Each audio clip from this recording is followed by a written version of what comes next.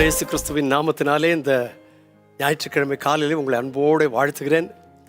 ஆலயத்திற்கு செல்ல நீங்கள் ஆயத்தமாய் கொண்டிருப்பீர்கள். ஒரு வேளை அதற்கு முன்னதாக இதை கேட்க முடிந்தால் சந்தோஷத்தோடு கேட்டுக்கொண்டு வாருங்கள்.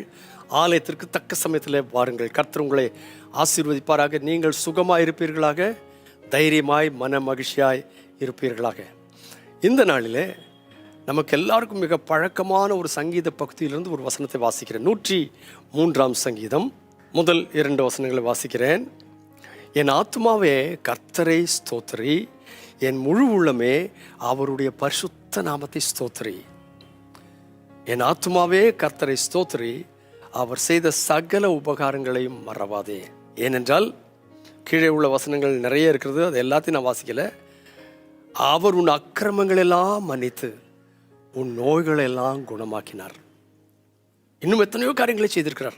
ஆனால் இந்த ஞாயிற்றுக்கிழமை இந்த 2 வார்த்தைகளோடு நான் சுருக்கமாய் சொல்கிறேன்.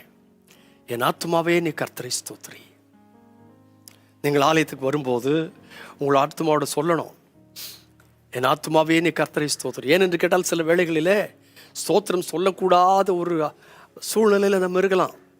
சரீரத்தில் வியாதி இருக்கலாம், கடன் தொல்லை இருக்கலாம், யாரோ நம்ம ஏளனமாக பேசியிருக்கலாம், ரொம்ப துன்பம் துயரத்தினால ரொம்ப சங்கடப்பட்டிருக்கலாம். நமக்கு சந்தோஷமாக ஆத்மாவே கர்த்தரை ஸ்தோத்திரிக்க முடியாத நிலைமையில் இருக்கலாம். உங்கள் சரீரத்துக்கு இடம் கொடுக்க முடியாமல் இருக்கலாம். ஆனால் உங்கள் ஆத்மாவோடு பார்த்து சொல்லுங்க, என் ஆத்மாவே நீ கர்த்தரை ஸ்தோத்திரி, என் முழு உள்ளமே அவருடைய பரிசுத்த நாமத்தை ஸ்தோத்திரி. என் ஆத்மாவே நீ கர்த்தரை ஸ்தோத்திரி, அவர் செய்த சகல உபகாரங்களையும் மறவாதே. அவர் எத்தனையோ நன்மைகளை செய்திருக்கிறார். அதில் முதலாவது நன்மை என்னவென்று கேட்டால், அவர் உன் அக்கிரமங்கள் எல்லாம் மன்னித்து உன் நோய்களை எல்லாம் குணமாக்கினாரே. கொஞ்சம் யோசித்து பாருங்க. ஒருவேளை உங்களுக்கு நோய் குணமாகாத சூழ்நிலை இருக்கலாம், ஆனாலும் கூட உன் அக்கிரமங்கள் எல்லாம் மன்னித்தாரே. நம்ம நோயோடு பரலோகத்துக்கு போக முடியும், அது உங்களுக்கு தெரியுமா? ரொம்ப வியாதியோடு அநேகர் மரணம் அடைகிறார்கள், ஆனால் அவர்கள் பரலோகம் போக முடியும். வேதத்தில் சொல்லியிருக்கு, நீ 2 கை உடையவனாய் நரகத்துக்கு போறது காட்டிலும் ஒரு கையவனுடையனாய் பரலோகத்துக்கு போகலாமே. கேன்சர் வியாதியோடு கூட நீ பரலோகத்துக்கு போகலாம், பாவத்தோட பரலோகத்துக்கு போக முடியாது.